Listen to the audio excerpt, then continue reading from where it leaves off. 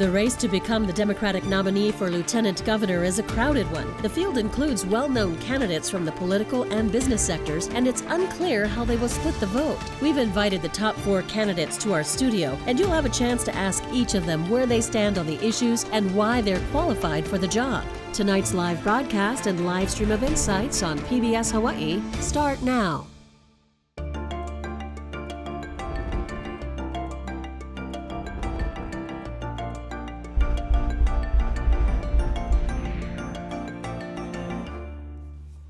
Aloha and welcome to Insights on PBS Hawaii. I'm Daryl Huff. In Hawaii, it's the voters who make the decision on who will be running mates in the race for governor and lieutenant governor. 6 Democrats are fighting to make the general election ballot as the party's nomination for LG. The leading candidates include a former state lawmaker, a former city council member, and well-known leaders in the business community who are looking to break into politics. Tonight, we'll hear from each of them as to why they want to be the state's second in command. We look forward to your participation in tonight's show. You can email or call in your questions, and you'll find a live stream of this program at pbshawaii.org and the PBS Hawaii Facebook page. Now to our guests. Former City Council Chairman Ikaika Anderson was first elected to the council in 2009. He served for 11 years before stepping down in 2020. He's a graduate of Kamehameha Schools and the University of Hawaii at Manoa, where he earned degrees in journalism and political science. Sherry Menor-McNamara is president and CEO of the Chamber of Commerce of Hawaii. It's a position she's held since 2013. She was raised in Hilo on Hawaii Island and has degrees from Waiakea High School, UCLA, the William S. Richardson School of Law, and the Scheidler College of Business.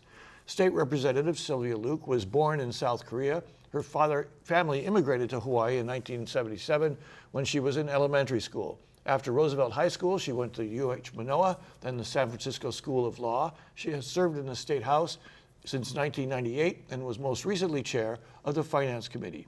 And Keith Amemiya is the executive director of the Central Pacific Bank Foundation. For 12 years, he was the executive director of the Hawaii High School Athletic Association. He's a graduate of Punahou School, UH Manoa, and also earned a law degree at the William S. Richardson School of Law. Also on the ballot for the Democratic primary are Daniel Cunningham and Sam Puletasi. Let me start with you, Sylvia Luke. I apologize. I said you're a former state representative. You're still in the state house, technically. First of all, how do you define your vision of what a lieutenant governor should be? And I'll ask this question of all the candidates. And how do you convince the governor to let you do it?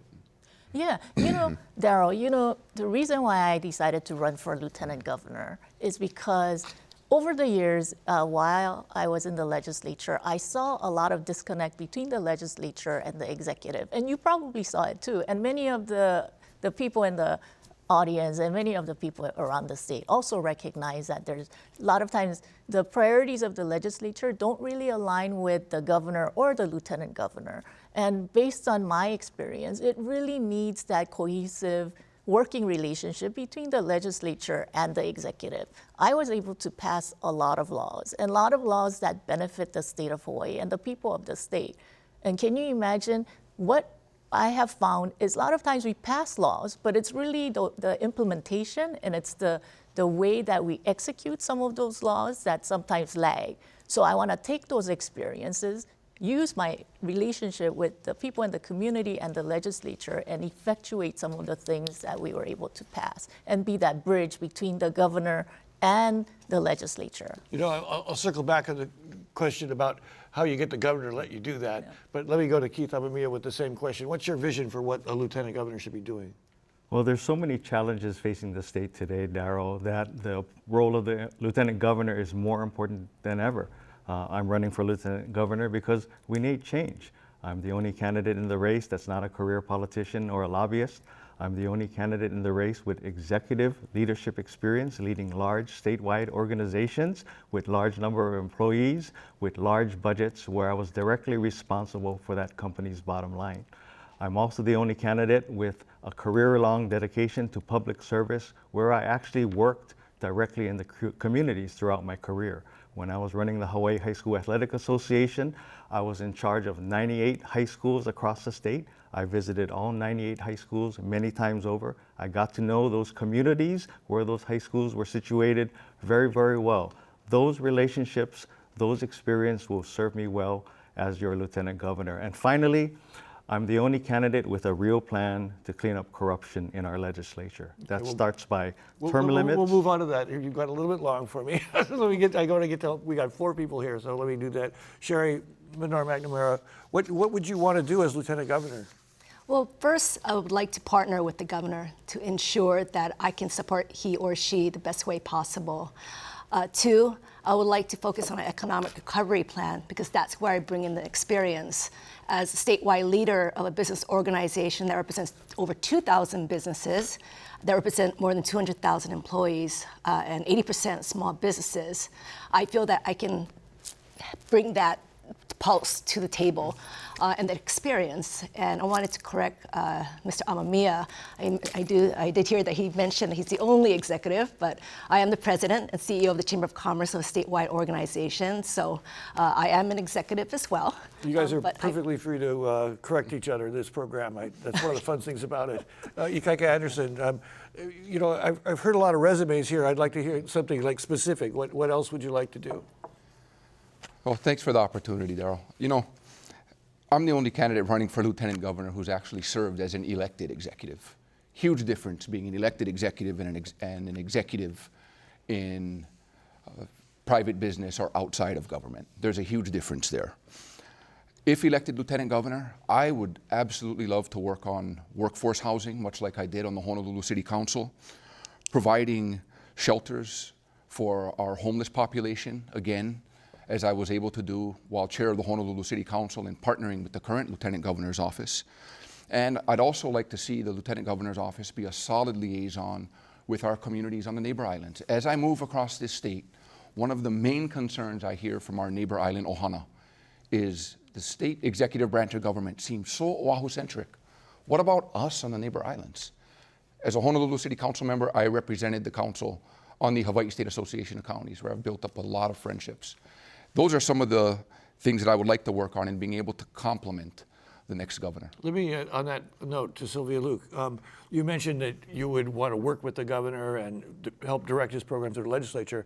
What if you had a fundamental policy difference, or what if he said, no, I don't trust you? Because I think trust between the governor and lieutenant governor has often been an issue in our state. Yeah. How do you overcome that if you have strong policy disagreements or a lack of trust with the person that you're basically almost working for? Yeah. So as you know, Daryl, I work with basically 75 other members who are elected by the people, and they're there with different agendas, sometimes different egos and different personalities. And I was able to work with 75 different people to come together to solve a lot of Hawaii's issues. And I went through 3 different budget chairs on the Senate side. One of them was David Ige, and part of the criticism of this governor is communication, but he and I communicated really well. Sometimes, you know, privately and publicly, you know, he and I had disagreements, but ultimately it was me he relied on, especially during the pandemic when we dealt with unemployment claims that went from 2,000 claims to 200,000 claims. I went to him and asked him, can I help you work on this? And he said, okay. And I was able to set up the satellite office, which had 200 people working. Sherry, you're different from the other candidates in your business experience. I think that some people perceive you as being a little bit more on the conservative side. I don't know if that's fair to say. But you could end up with a very progressive governor whose policies are different from what the business community wants. How would you overcome that kind of a difference? Well, the chamber right now has different size businesses, different industries, different backgrounds. So my role is to listen to my constituency. I recognize that the lieutenant governor role is a much broader constituency. So my role is to listen to the people, go out into the communities across the islands and ensure their voices are heard and bring that to the table. Now, with the governor and lieutenant governor, yes, there may be disagreement. And I believe I should share my perspective, but in the end, whatever the governor decides, it's my obligation to support his or her platform and plan. So that's going to be critical to get things done, because we cannot have two competing policy agendas. And I know some have proposed their own agenda, but once you have two competing agendas, then nothing will get done. And so I believe that you need a lieutenant governor that will be able to respect the position, work with the governor, as well as the legislature. And I have 16 years of experience working with the legislature and all levels of government. Keith, I know I cut you off when you were trying to talk about the corruption agenda, but that struck me. In advocating for clean government and so on, would you be willing to, say, call out a governor who you felt was acting in conflict of interest?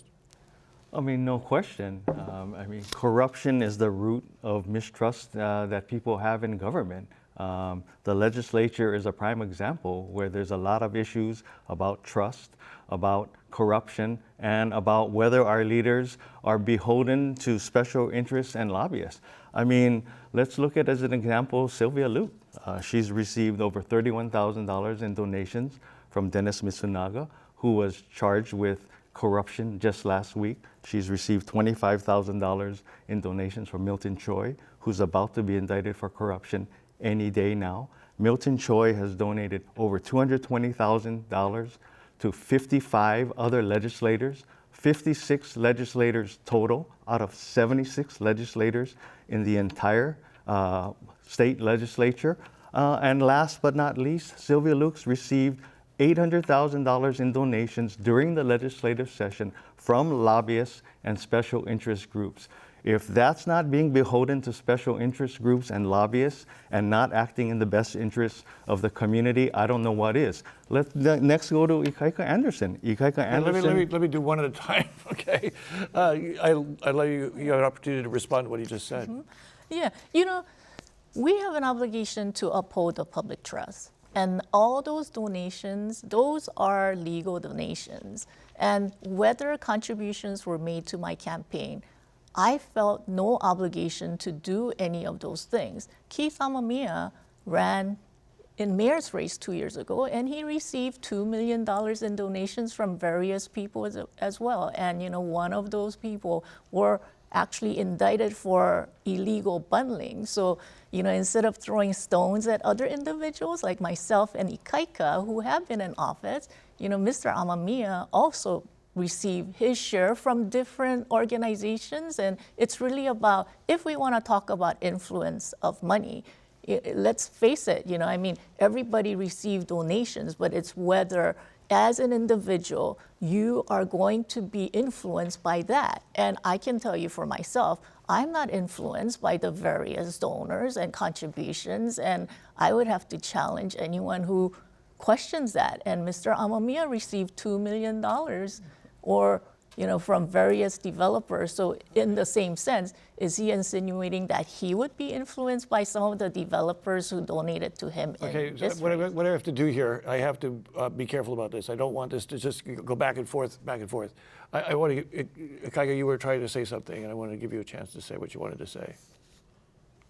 Well, in looking at government corruption, for example, the state legislature had ample opportunity to address this with government pensions in regards to convicted felons. Blatant example, when the former House Vice Finance Chair was convicted, pleaded guilty essentially, but the legislature's so-called punishment was allow him to keep half his pension. I don't understand that. The bill originated in the House, taking the full pension, then went over to the Senate, was reduced to taking only half the pension, and the House at the end said, yeah, we're okay with that. To me, either you're going to punish the individual or not. You don't get to do a half-baked loaf of bread here. Let me quickly give Keith 30 seconds to respond to what Sylvia said about the money that you took during the mayor's race. And I mean, this is a pot calling the kettle black? No, there's a big difference. I wasn't in office when I took those donations, and I didn't hold fundraisers during the legislative session. There's a huge difference. Okay. That's basically a shakedown. Sherry Menor. I would like to see if the candidates that did receive monies from these individuals are willing to give back the money, because that's a whole lot of money to be received. So I just pose that Let me question ask out you, there. as a candidate that may not be as well financed or have access to the kind of fundraising levers that Mr. Amemiya has or these other folks, do you feel like the money situation in this lieutenant governor's race in particular creates a very unfair playing field as a candidate? Well, when you have a chair of a money committee, I think it's easier to get the money donated to your campaign. But for us, we're focused on a grassroots campaign because we are a first-time candidate. And for me, it's about the people and ensuring that they are the ones I'm listening to.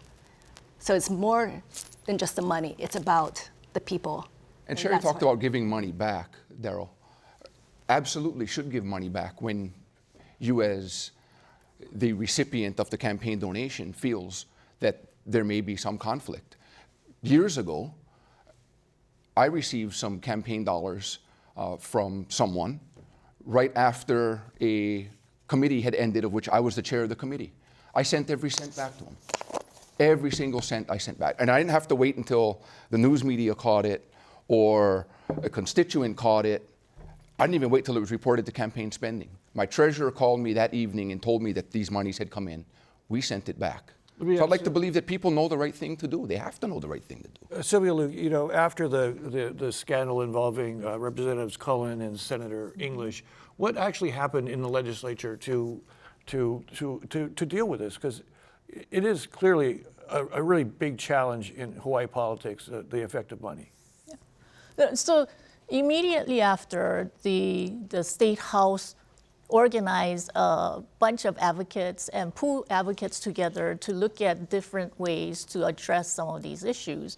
But let me go back to what Mr. Anderson said. The issue about taking pension from convicted felons rose out of the Kealoha case. The Kealoha scandal was from the city and county of Honolulu, which has plagued the city and county of Honolulu, and it has been the biggest scandal. I have never heard any city council members during that time demanding for the pension to be eliminated, and that's what led the state legislature to do something about it. In the legislature, that's how it works. We push a bill which we felt was the right thing to do, which is, okay, we need to get rid of or eliminate full pension benefits from convicted felons. But if the Senate doesn't agree, do we just say, okay, we're not going to do it, or we're going to at least try to settle for 50%? Well, but let me go back to to point out, though, I mean, the pension system is controlled by the state government. The city council has no control over the pensions. So even if pensions. the council did, but... And I'm not sure, if I may rebut, I'm not sure if you watched the news, Sylvia, or not, but in 2017, when all of this happened with Chief Kealoha, the Honolulu City Council absolutely did say something. The Honolulu City Council told the Honolulu Police Commission and told the Corporation Council that the settlement had to be approved by the Honolulu City Council. Had to be approved by the Honolulu City Council. The Corporation Council, Donna Leong, disagreed. And because she disagreed, that's largely why she got indicted by the federal government. So the Honolulu City Council absolutely did attempt to get involved. We told the police commission that they had to come to the city council. But I'm glad that you recognize the fact that the House led the way in ensuring. No, you led the way in allowing. You led the way in allowing. You acquiesced to the Senate, only taking half the pension. Okay, I've got to let me. I do not at all recognize that the House did something. We've got an hour. We've got an hour. House. We've got an hour. So Keith, you wanted to say Yes. something, and also I would like to follow up though by asking you, what specific reforms would you propose to the campaign spending system? And I know you're going to say you can't take money while you're in office, but if you became lieutenant governor, are you saying you wouldn't take campaign contributions while you were lieutenant governor? Not during the legislative session. But you're not. That's not. No, while you're lieutenant governor is when you have the power.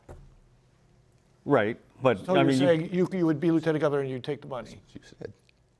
so you're asking if I would not take any donations during the entire time I'm lieutenant governor? Well, you told her she can't take money During while the she's in legislative office. session.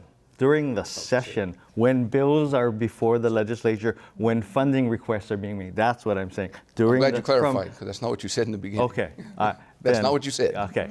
Then You to said you were clarify- not an elected official when you ran for Okay. mayor, so it was okay for you to take I campaign don't, contributions. we don't mind a little bit of interruption, Yeah. but let's keep it simple. So to clarify, I would, four things which the legislative committee failed to do. Term limits, ban fundraising during the legislative session, or allowing any fundraising, not just fundraisers, fundraising, require legislators to follow the Sunshine Law like they require all other state agencies and bodies. And fourth, require or eliminate financial conflicts of interest. That is the crux of the problem. The legislature refuses to take any steps to restore trust and credibility to state government. Now, going back to Ikaika, I appreciate his saying that council members returned money when they heard of improprieties taking place, but Ikaika, you received about $15,000 in donations from Dennis Mitsunaga, who just got indicted for corruption. I don't know if you returned that money and if you're planning to return that. I think you better go back and check your records to see if I received money from Dennis Mitsunaga directly. But my campaign will go ahead and September 6, 2011, $200. November 2nd, 2011, $1,000. May 31st, 2012. All right, okay, yeah, okay. Keith, those monies were received. I want to point out that our viewers are speaking and none of them are asking about this. I would feel a whole lot better if people would stop pointing fingers and let actions speak for themselves. Stephen from Facebook. And almost all these questions are on issues. You got a stack there. Yeah, I know, because you guys are getting really interesting, and I have to, But can I just say one thing? Briefly. Yeah, I'll say it briefly. One of the things that we did pass this year was to ban fundraisers during session, and I abided by the spirit of that law, even if it wasn't signed into law yet. Mr. Amemiya, contrary to his statement that he believes that we shouldn't have fundraiser during session, even Common Cause said, even if you're a candidate, there should be no one fundraising during session, even statewide. But Mr. Amemiya held a fundraiser during session and solicited money during session. It doesn't prevent a candidate from still fundraising, right? Stop fundraisers during session because still be making phone calls. You can still so pick is up it the phone and a blanket, ask for right? I mean, that's a problem. All right, we all just agreed for a moment. Okay, so there was a very important ruling today from the Supreme Court, and this is a question from Tim in Kaimuki that essentially opens the door for concealed carry weapons in the state of Hawaii, which has not been happening. Ikaika Anderson, what do we do about this? Are you concerned about it, and what's your response to that federal ruling? I am concerned about concealed carry, always have been concerned about that. In a time when we have gun violence increasing across America, I think we need to look to states like Hawaii that has some of the most stringent gun laws in the United States of America as a model.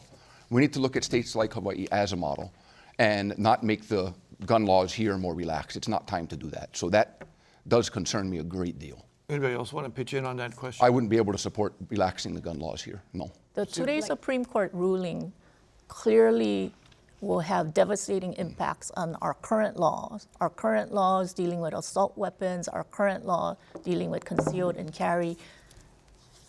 They did an analysis very quickly, and our state is one of the ones that will be impacted based on the Supreme Court ruling. It is really unfortunate because the nation was finally moving towards a way to restrict guns, especially with the Congress and U.S. Senate pushing for that. And it's really unfortunate that the Supreme Court is not only looking at relaxing gun laws, but also how they struck down abortion laws. I think as a state like Hawaii, progressive state like Hawaii, we should be very concerned. So as Lieutenant Governor, if I were Lieutenant Governor right now, I would convene different stakeholders, the legislature, work with the governor as well as the community to see how do we address this, especially the next legislative session. Do we need to change rules, some of the laws there to make it stricter so we don't reverse our course, because we do have one of the strictest laws, if not the strictest laws in the nation. And you support those strict laws? Yes.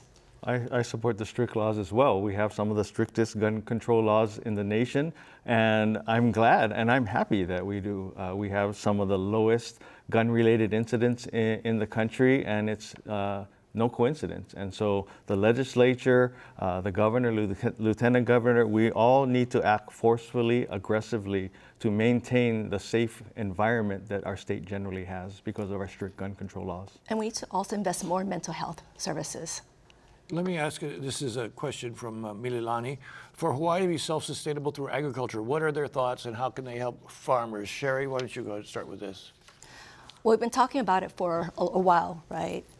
So it's really important to support our local farmers. And I don't think we've done enough. We can do more. And that's something, as Lieutenant Governor, I'd like to work with the ag industry, as well as the legislature, in coming up with a much more supportive policies, because as I travel across the islands, they even mention a lot of times the local farmers are not supported. It's more the big companies that are. So we really need to make a concerted and deliberate effort in supporting our farmers and in seeing what kind of help they need and if there's any policies that need to be adjusted.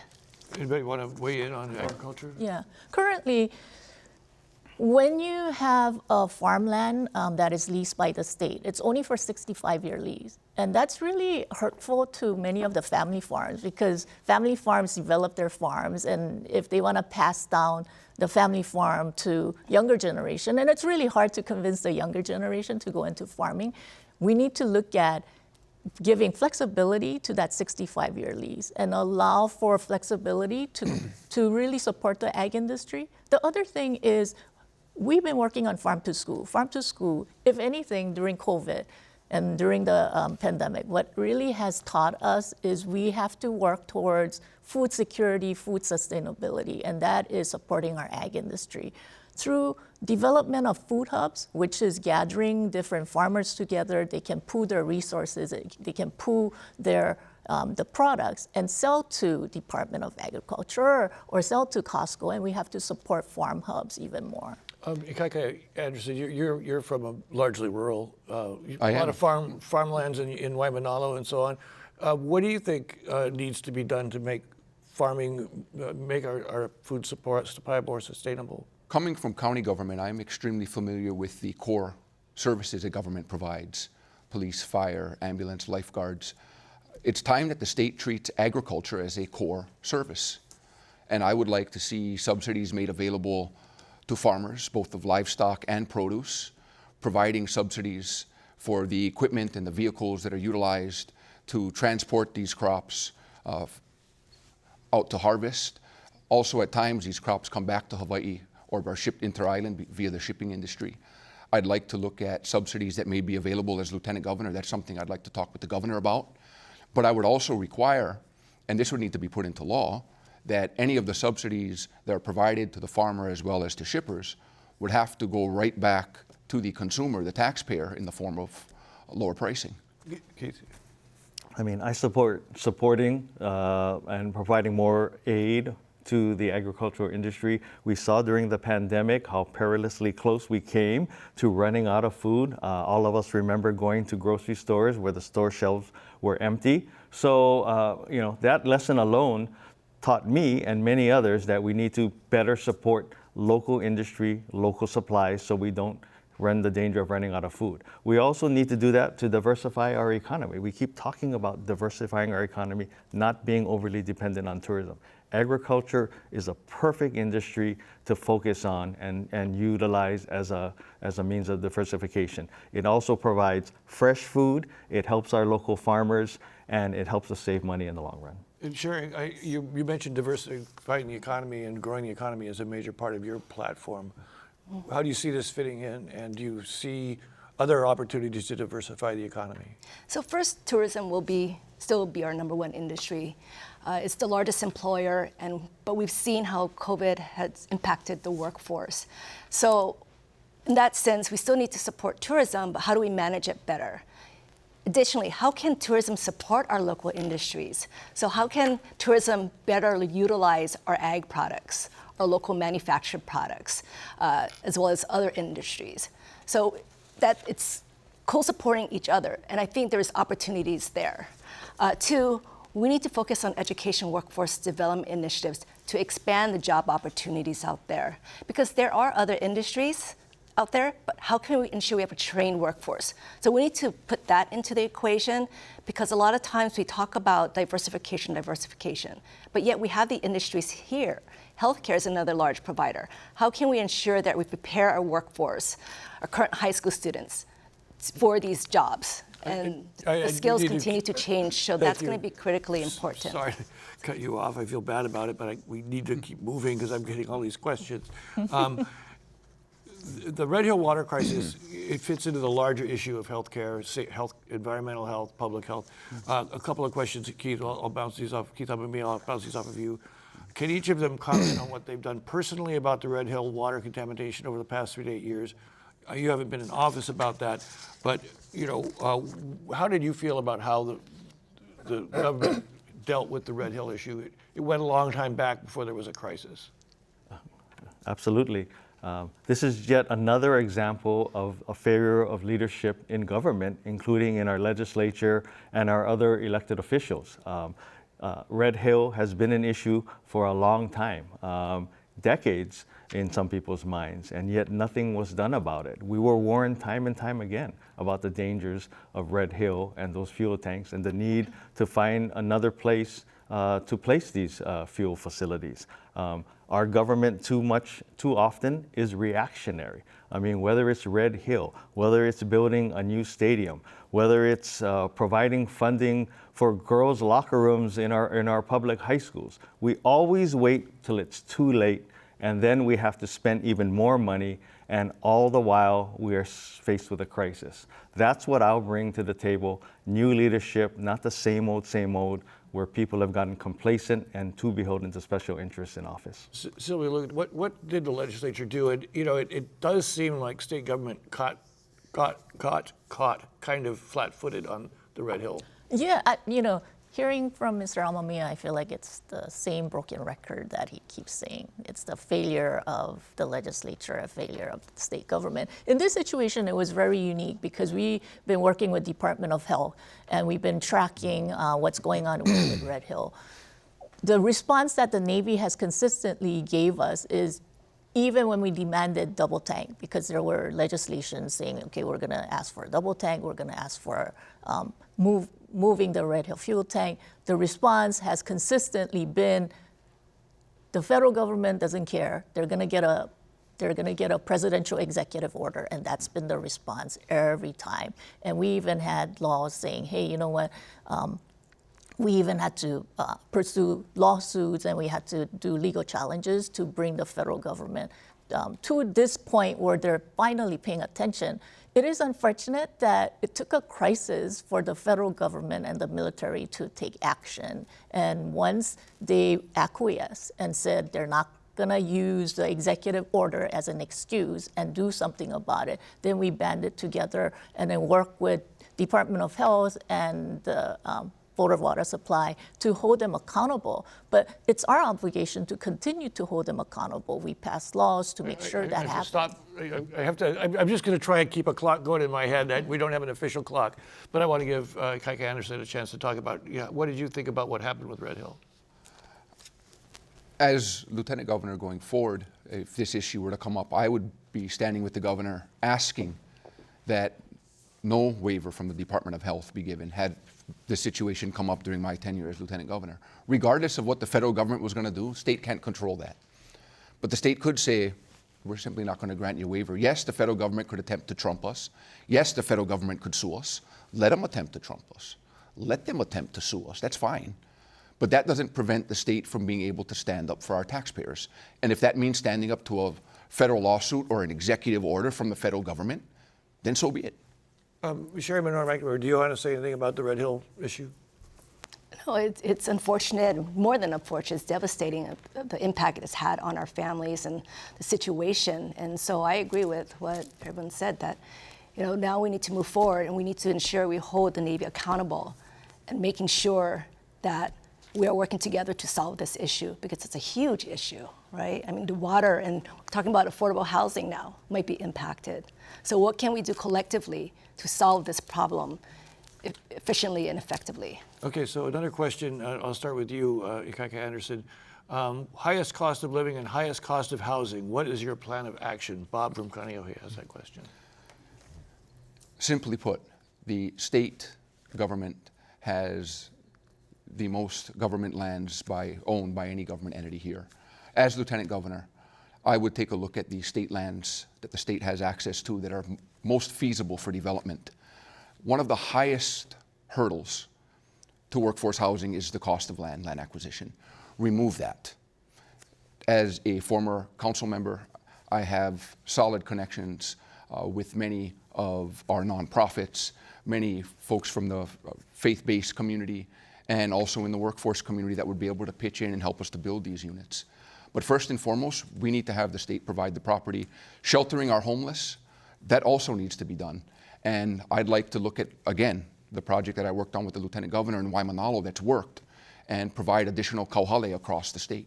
Those are two of the areas I could help with. Those are small housing units? Those are the villages of tiny homes, yes. Again, we're already doing kauhale. The Lieutenant Governor and I have already worked on that in Waimanalo. We can duplicate those efforts. Keith, housing, as briefly as you can, and I apologize for starting to rein people in here, is what about housing? What do you think is the key thing to reduce the cost of housing, and how important do you think is it for the government to address this? Well, I'm sounding like a broken record too, but we need a change in leadership. Two of the candidates here have had powerful positions the last 10 years, Council Chair and House Finance Chair. But in terms of addressing housing, they should have done this a long time ago. I'm the only candidate who has a comprehensive housing for all plan, where we're taking all-out approach to build more housing. Let's start by focusing on development for local residents and not out-of-state residents. Let's focus on eliminating illegal vacation rentals. Let's use federal stimulus money to build more infrastructure so that we can build more houses on vacant land. Sherry Menor-McNamara, from a business perspective, what perspective would you bring to the affordable housing crisis? Well, I agree with Keith. When we've had decades of failed policies and nothing's been done, this is an issue that's been around for a long time. You know, UHERO came out with a report, and they said one of the main drivers of why costs are increasing is regulations. So we need to attack that first. How can we ensure that we can lessen the red tape, the regulations, but in a right way? And as Lieutenant Governor, I would bring these stakeholders together, work with the construction industry, the development, community organizations, and the legislature, as well as all others involved, to find out where are those barriers and get to them immediately. Okay, we also need to invest in building trades and vocational training, though, because... Okay, got that. You said that earlier, too. So I'm going to... Vocational training is different. Is important, okay, but I'm doing this to everybody as equal as I can. I understand. Sylvia Luke, affordable housing is so important. I mean, can you briefly give me an idea what you think is the first way of attacking that issue? When we're dealing with affordable housing, there's two issues, right? Affordable rentals, because we need people who cannot afford to buy a house, a place to rent. And we also need affordable housing. For affordable rentals, the state, I'm going to correct the record, the state has done substantial amount of investment in building out affordable rentals. In 2018, we provided the largest amount to put into the rental housing revolving fund, $200 million. That has created 1,300 units. 1,300 units like the one on Cook Street, 1,300 units like the one that is working with the judiciary to overlay juvenile services with affordable rentals. I think a lot of things are happening. In addition to that, we provided tax credits to build affordable rentals and affordable units.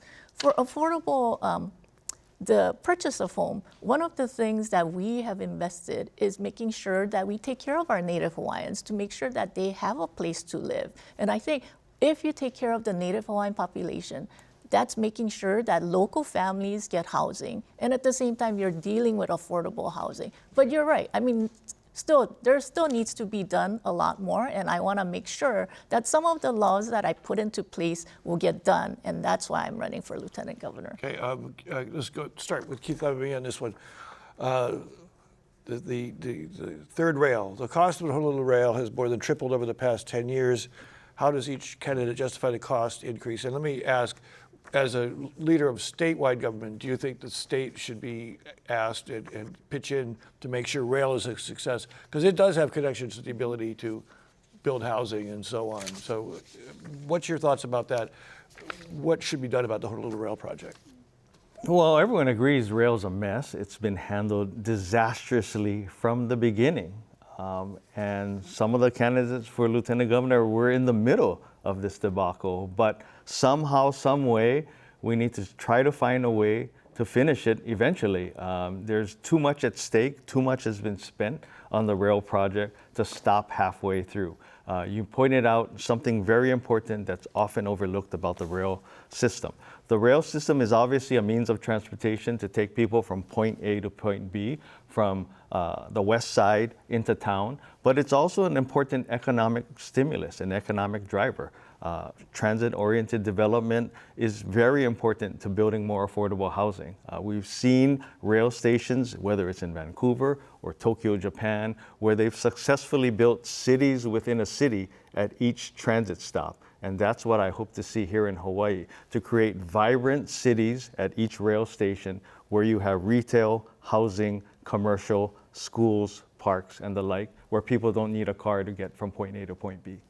Ikaika Anderson, you were quite in the middle of this issue for quite a long time. What's the solution? What's the end game here? First off, I believe that the Honolulu City Council should place a charter amendment question on the ballot asking Honolulu voters if the Honolulu Authority for Rapid Transportation should be dissolved.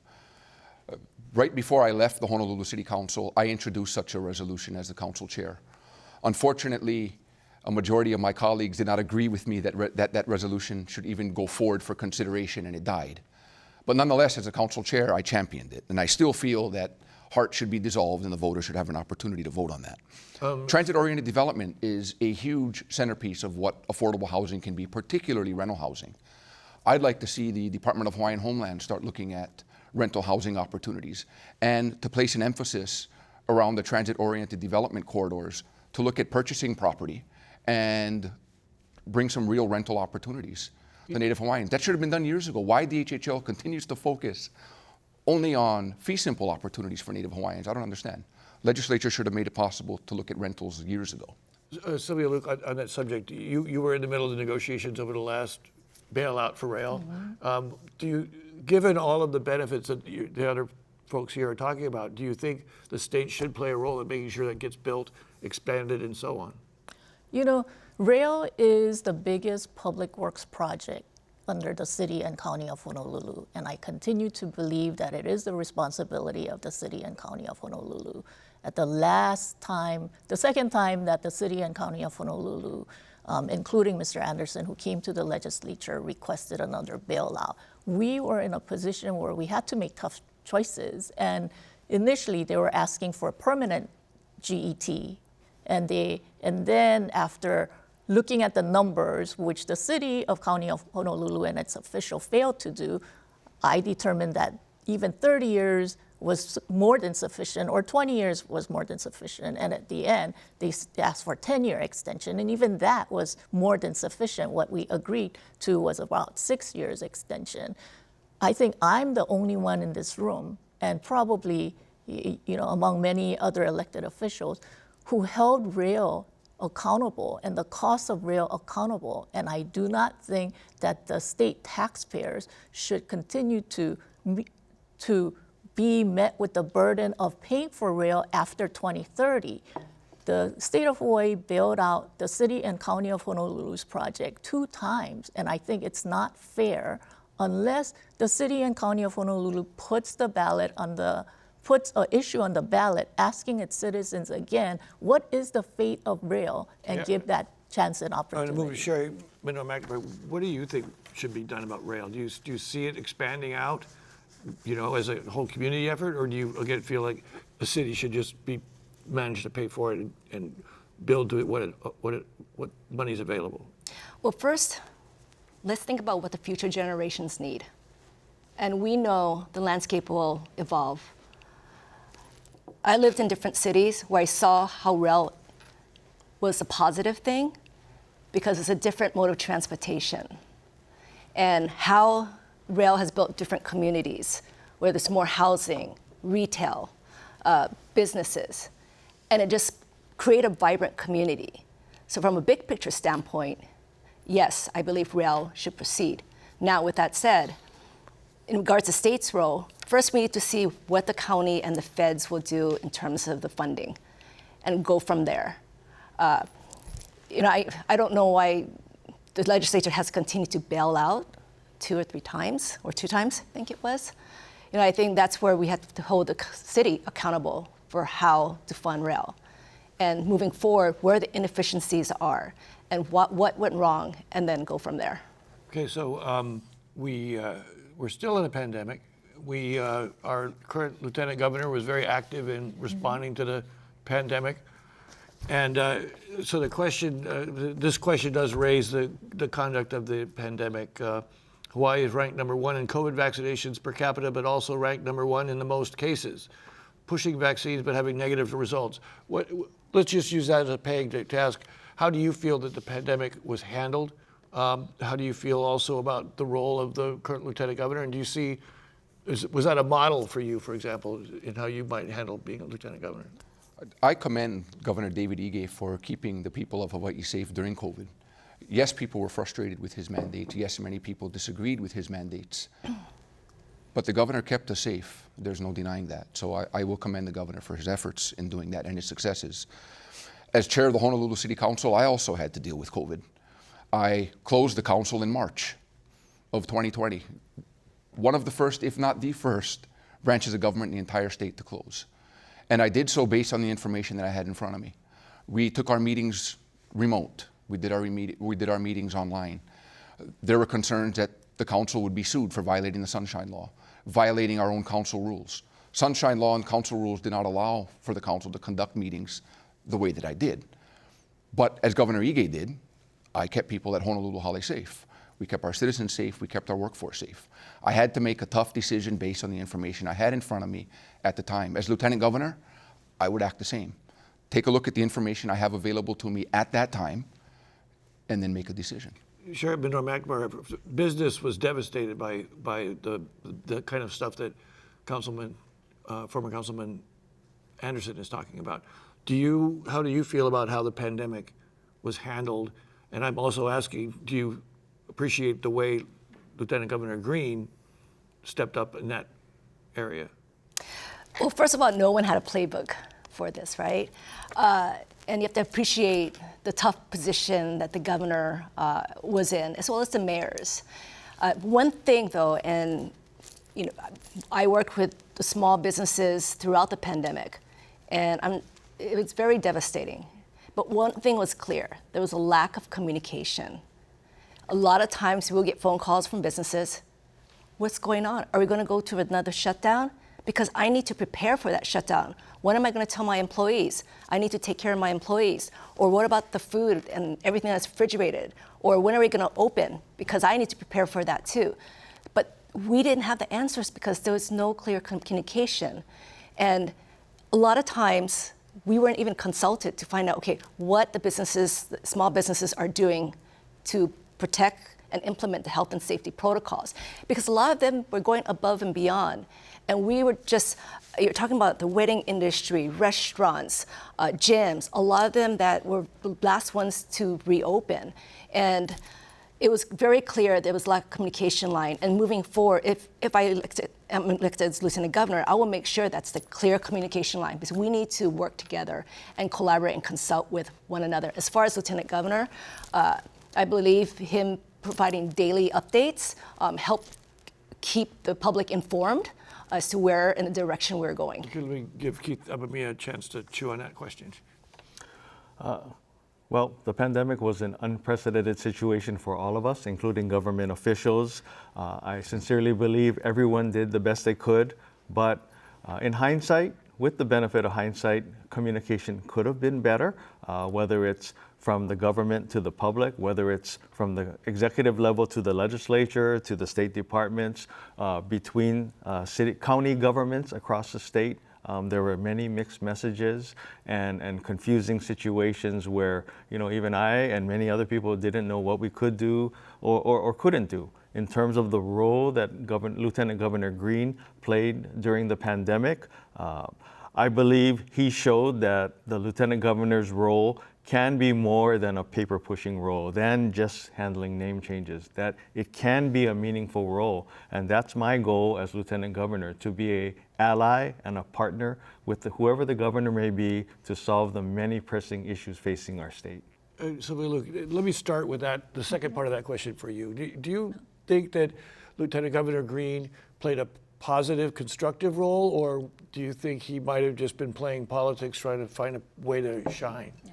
You know, in this situation, both the governor and the lieutenant governor filled a role. So the governor made decisions about when to shut down the state. The governor made a decision about mask mandate, vaccine requirements, and other things. The lieutenant governor filled that void where there was sometimes, lack of communication from the governor's office to either businesses or the constituents. So the lieutenant governor filled that role. Whether that showed conflict or whether that was in concert, I think only the governor and the lieutenant governor will know. But then together, both the governor and the lieutenant governor filled that role to give us the type of guidance that was needed during the most stressful time of the year, of the last 2 years. Because you did not hear, so the governor actually somehow pivoted and adapted to what the lieutenant governor was doing too. So at some point in time when the lieutenant governor became the spokesperson and became the person who to communicate, you didn't see the governor say, no, that's wrong, because that would have showed real dissension. But that's why I think they actually they were complementary at times. Even if it seemed like disagreement, they both fulfilled the role that the state and the residents and the public needed. Okay, thank you. I want to move on. This one, we'll start with Sherry Menor-McNamara from the Chamber of Commerce. What are you going to do about chronic homeless that don't want a home? This is one of the most vexing problems in government. Lieutenant Governor Green is kind of running on his Access for the Homeless. What do you see as the solution there? That's a tough one. Yeah, we need to invest more in mental health services because a lot of that category is driven because of mental challenges. So we definitely need to invest more in that. And we just need to develop that relationship, go out there into the community, and that's happening right now through the core services. Talk with them, find out what they need, and hopefully restore that hope within themselves, and then help them transition into housing so they won't have to continue to stay on the streets. And so that's some of the areas I believe that needs to be addressed. Keith Amemiya, what do you think about the chronic homeless issue? Well, it's getting out of control, and we need to address it sooner than later, obviously. We do need to invest in more mental health and drug treatment facilities. Many of the homeless out on the streets are suffering from one or both. It does nobody any good to leave them on the streets. I'm compassionate about their situation. I understand they have rights, but we need to counterbalance that with the rights of everyday citizens who are being impacted by the homeless on the streets. And it's gone beyond the situation where they may be perceived as an eyesore or a nuisance. It's becoming a dangerous situation. I hear story after story. I work in downtown. It's dangerous to walk on 4th Street or Union Mall. It's going through a gauntlet at times. And too many times do I hear stories of innocent ladies and men in broad daylight being randomly attacked and brutally injured by homeless. So we need to provide more treatment services for them and get them off the streets and provide them the help they need. It's not only good for them, it's also good for the rest of the population. Ikaika Anderson, I mean, you dealt with it. You talked about the Kauhali situation, but do you think there needs to be a lot more investment by state government in particular in these kind of treatment programs? State government can provide the land to build additional kauhale, just exactly like what was done with Hui Mahi Aina in Waimanalo. We've already shown this can work. And Darryl, I'm not telling you what I'd like to do. Rather, I'm pointing to my record as an elected official in the past with what's worked, what our leadership team at Honolulu Hale has put together, what worked, and how we can duplicate these efforts as Lieutenant Governor with more lands available. But it's also providing wraparound services like the Joint Outreach Centers or JOCs, JOCs. There's a JOC in Chinatown that's run by Hawaii Homeless Healthcare Hui, H4, Dr. Scott Miskovich's nonprofit. I helped establish with our team the Joint Outreach Center in Kaneohe. We worked with State Senator Jarrett Kehokolole and the Kaneohe community to do that. So again, as Lieutenant Governor, with additional lands available, we can duplicate the efforts that our team has already done at Honolulu Hall. We've only got a minute to go, so I want to ask a question that's a little bit more lighthearted. Given the nature of this job, and I'll start with you, Keith, what do you do when you're bored? What do I do when I'm bored at home? Or At work? As Lieutenant Governor, I think it's an important job. It's the #2 job in the state. Your role is to fill the position of governor if he or she can't complete it, and it's a lot of what you make of it. And I plan to be. I got to do these in like 15 seconds each. What do you do when you're bored, Sylvia Luke? So, you know, in my spare time, I have my dog, and then he just keeps me so busy. So Okay, good. Sherry Menor-McNamara. never a boring moment. What do you when I get bored of this job, what do you think? What would you You do? should never be bored. Okay. Can I continue? Just No, 5 seconds I'm more? out of time. Okay. There's no way I'll be bored in this job, Daryl, with what we can do. Again, kauhale, workforce housing, neighbor highland liaison. There's so much the Lieutenant Governor's Great. office can do. Okay, thank you all very much. It was a very lively discussion, and mahalo to all of you for joining us tonight. And we thank our guests, the Democratic candidates for Lieutenant Governor, State House Representative Sylvia Luke, former Honolulu City Council Chair Ikaika Anderson, Executive Director of Central Pacific Bank Foundation Keith Amemiya, and President and CEO of the Chamber of Commerce of Hawaii, Sherry Menor-McNamara. Next week on Insights, our political coverage continues with the open Honolulu City Council District 2 seat, which represents an area spanning from Mililani-Mauka to Kahului. You'll hear from all 5 candidates who are vying for that job. Please join us then. I'm Daryl Huff for Insights on PBS Hawaii. Aloha.